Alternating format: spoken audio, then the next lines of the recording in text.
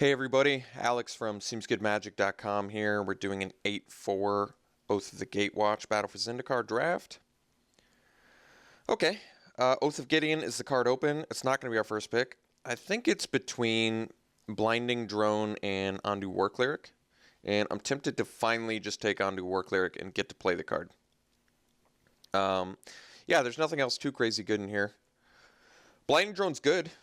It does sort of... Well, I was going to say it makes you play two color, because colorless is technically a color now.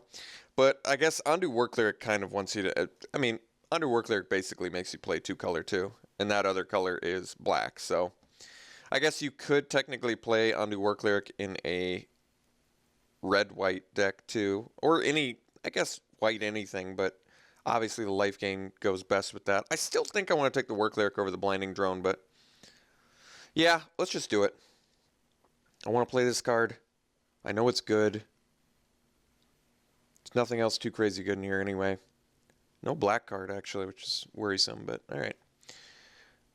Okay, follow-up pick. Well, Isolation Zone seems like a good follow-up pick. There's a Cyclone Sire and Dwar Isle Avenger, but I think we're just going to stay on color. Take a removal card. Seems fine to me. Okay, I can go... triple down and take the Isolation Zone again. Finally see a black card, Tar Snare, not that great. Saddleback, Lagak, pretty good. Nothing else, I mean, Isolation Zone seems like the best card in here by a mile, so it's a nice pickup for us anyway. Okay, I think I like the Aeronaut more than the Protector. Not I think, I do. I know I like it more. They're both allies, this flies. I'd rather have Flying than Vigilance. Pay less mana, get one less toughness. I think it's a fair exchange. So let's just take the Aeronaut. And the best card in this pack is probably Dwar Isle Avenger, but I'm going to take the Aeronaut still.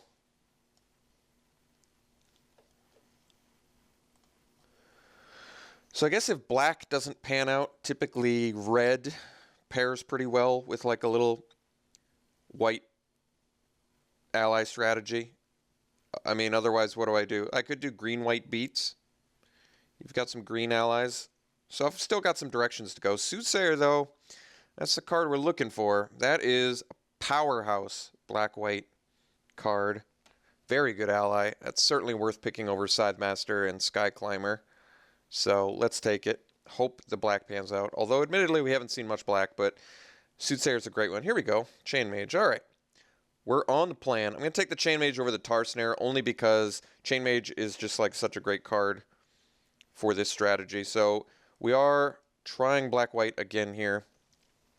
Trying to take all of the key cards. Finally got a War Cleric, unlike last draft. Another Chain Mage, or I think we'll diversify and we'll take the Spawnbinder Mage. Another card I like a lot. I mean, multiple Chain Mages are good too, but the 2/4 body is definitely better than 4/2, in my opinion. And like I said, I want the diversity here of allies. Okay, nothing too good here. Might just take the Witnessing for sideboard, which I think is fine. Sky Scour's not really the deck for it, so let's take the Witnessing here. I don't really like Mighty Leap all that much either. I think we've got better things going. Okay, Oath of Gideon's actually now great for our deck since we've got a very nice looking cohort plan and this does spit out allies. So we're going to take it over Make a Stand. I definitely think the cohort plan is alive and well within this deck.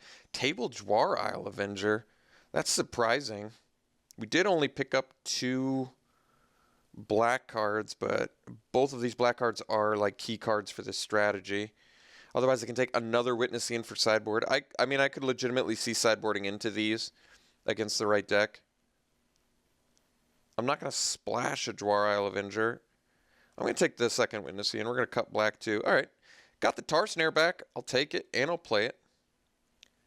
Translator, we'll take it. I mean, it's on color. We'll take the black card. It's fine. Pathfinder, sure. I think we'll let someone have Abstruse Interference. Maybe that'll be a little indicator to them. A little nudge, nudge. We're not in blue. Okay. Nice little start to a deck here. We're going to try and make the black-white ally grindy deck come together again. Look at this. Immediately rewarded by opening Eiley. Yeah, we're going to take it over Oblivion Strike. I think Eiley's a rare with really cool abilities. I think I just want to take it. It is not an ally, though, but I mean, Oblivion Strike would be great, too, but I'm going to take Eiley for sure. Hope to wheel. I think we'll likely wheel the Unnatural Endurance. Wielding shoulder to shoulder would be good, and Sky Climber would be good too, but let's take Eiley. Win in black-white. All right, this spits out allies. Now this seems like something that would be good with Cohort. Otherwise, I can take the Isolation Zone number 3, which I think I kind of want to do. It is very white intensive, but most of our cards are white anyway, and to be honest, I'm going to set these aside now because they're not even like... I think we might be able to... We've got enough playables where we might just be able to really focus on the ally plan. Okay, so Captain's Clause. It does... Problem with this is it doesn't immediately let you use the ally for Cohort, which I think I'm just going to take the Isolation Zone for that reason. I think Eiley is much more bomb than Captain's Clause. I do think Captain's Clause is decent, though. And it kind of fits into the theme of what we're doing, and it's rare, but... It's tough to refuse Isolation Zone, a card that just deals with everything. Deceiver of Form. I mean, it's not exactly what our deck wants to do. I guess I can take Shoulder to Shoulder now. We have some 2-drops, could get more. I just don't think we're going to play Deceiver of Form, especially since we have no colorless mana yet. Alright, let's take the Shoulder to Shoulder here.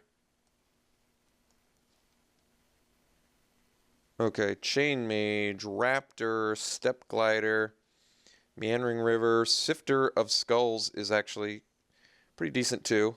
A little bit clumped up in the 4 department, but that certainly doesn't mean I should take like a 5-drop. I might actually want the Sifter. I mean, otherwise I can take the second Chain Mage. These do tend to grind well. This is rare with a cool ability though. It is a good ability. I might just want to stick to the ally plan, though. Probably. Any way you slice it, I'm getting a clunky card. Otherwise, I take Meandering River for a splash. I don't think that's going to happen. I'm not going to play Seer's Lantern. I guess we'll take a second Chain Mage over the Sifter. I think Sifter's better most of the time, but this deck may, in fact, want some allies going. Alright, we'll take the Scythe Master now over the Raptor. Just try and lower the curve. Get another ally. Scythe Master's fine anyway. Alright, I've come to like Searing Light more and more as this format's gone on. I've played just maybe like a match or two where I couldn't find an opportunity to use it, but I really do think you find a lot of opportunities to use it, and it comes up to be a really nice 1-mana removal spell most of the time. Aeronaut number 2 is just a fantastic pickup for us. We're looking to lower our curve. We want to utilize this shoulder to shoulder as effectively as possible. It blocks well. It's an ally. It works well with our, mid to late game clunky plan. We don't need the Acolyte, so Aeronaut all day. Null Caller, another 4-drop that we're probably not going to need, or Slaughter Drone. Another card we're probably not going to need, but I guess I'll take it in case I'm short on low curve stuff. We'll set it in the side for now. Okay. Did table Unnatural Endurance, Sky Climber, and Shoulder to Shoulder, all of which are good. I think we're going to take the Sky Climber. We're surprisingly short on creatures, and Sky Climber is actually just a really good one. 3rd Chain Mage.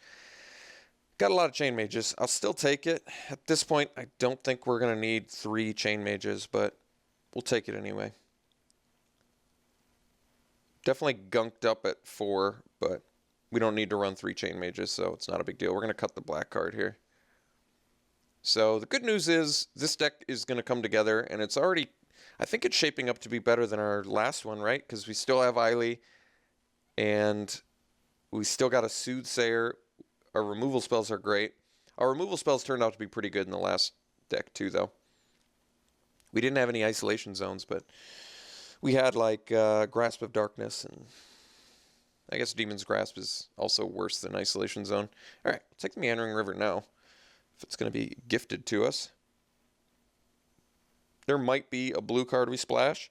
I can't immediately think of one, but I think realistically we're only going to end up... I'm just going to set it here for now. These are cards that I can consider, but realistically, I want to just make sure our curve is much lower than it currently is, because we are good in terms of grinding out.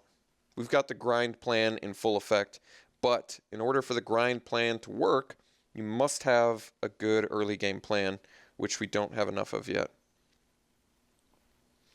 Oath of Gideon does count as creature, so we really have like 11 creatures, I guess.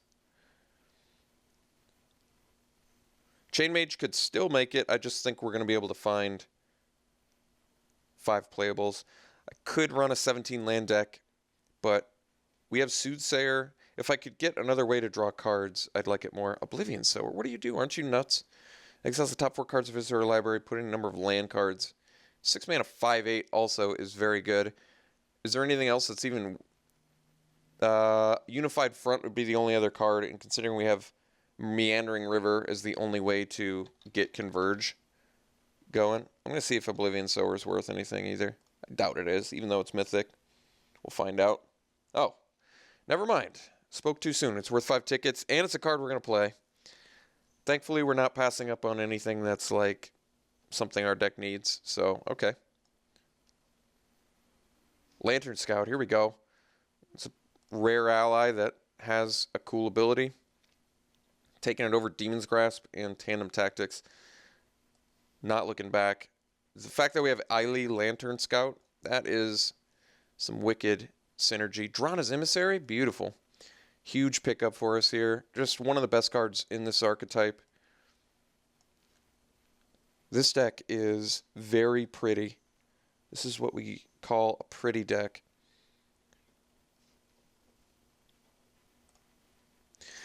Okay, we have Colostri Nightwatch and we have Malakir Familiar. They both are like cards this deck once. I guess we'd still like to lower the curve. I think Nightwatch is fantastic, by the way. Like with Drana's Emissary, with Eiley, with War Cleric.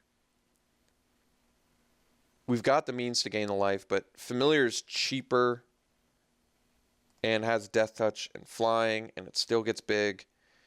I think we're just looking to lower the curve, as mentioned earlier, so let's take the Familiar. I do love Nightwatch, though, and this deck would be great in this deck.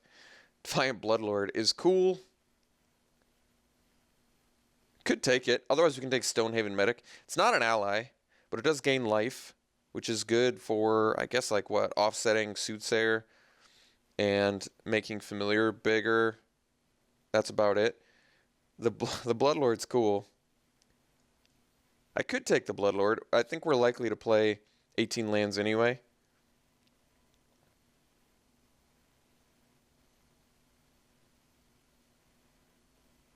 Bloodlord's not fantastic, but with Eiley? Yeah, I think that's just cool enough for that we're going to do it. Sack creatures, our opponent just dies. Gain 10 life, you lose. Yeah, we're going to take it. It's too cool to pass up on. You don't see it very often. All right, Tandem Tactics. What's our removal? Triple Isolation Zone, is that it? Tar Snare?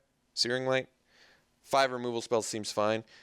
Kind of like the tactics. Life gain matters a bit in this deck. Would I run tactics over something? Maybe shoulder to shoulder. I don't think this is a great Bone Splinters deck anyway. All right, we'll take the tactics. Definitely playing 18 lands, by the way. All right, ooh, there's our Bloodbond Vampire. There's also Core Entangler and Fortified Rampart, both of which would be fine for this deck, but Bloodbond Vamps is too cool to pass up here. Too cool for school. There's a Nightwatch and a Sheer Drop. They're both good. Nightwatch is a little too bonkers in this deck to pass up on again. We might not actually go for double Chain Mage now. I think I'd rather diversify. You only need one Chain Mage, really. Definitely want this Nightwatch. I mean, Sheer Drop's good too, but we're going to take Nightwatch. Don't need a skimmer. Don't care about any of this. I guess we'll take the coils. Second tactics, swarm surge. Take the second tactics for board, maybe. I don't even think we're playing the first. Bone splinters, grave birthing, scour. All of these are good. I don't think we're playing the first tactics. I might, once again, I may not have space for shoulder to shoulder. It's fine, but probably not what this deck needs. We're not going to play any of these. I guess I could take Bone Splinters for sideboard. Maybe I'd prefer Scour. 7 mana is going to be difficult, though, with no ramp. All right, take the Bone Splinters for side. This deck looks good. This deck looks really good. Still, I wouldn't say short on early game. We probably have enough early game where I shouldn't be overly concerned.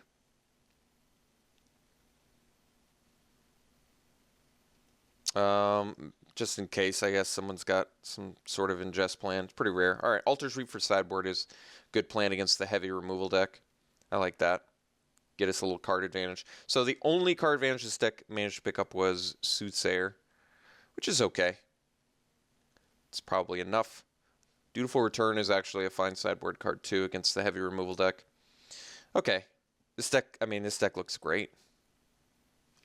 How did I not notice the Lantern Scout with Bloodbond Vampire 2? That's good synergy. Eiley with Bloodbond. Eiley with Defiant Bloodlord. Lantern Scout with Defiant Bloodlord. That's insane. Attack you for 10. We'll just stack you for 10. Okay, you lose 10 life. Yeah. This is probably one of the few decks where Defiant Bloodlord actually looks good.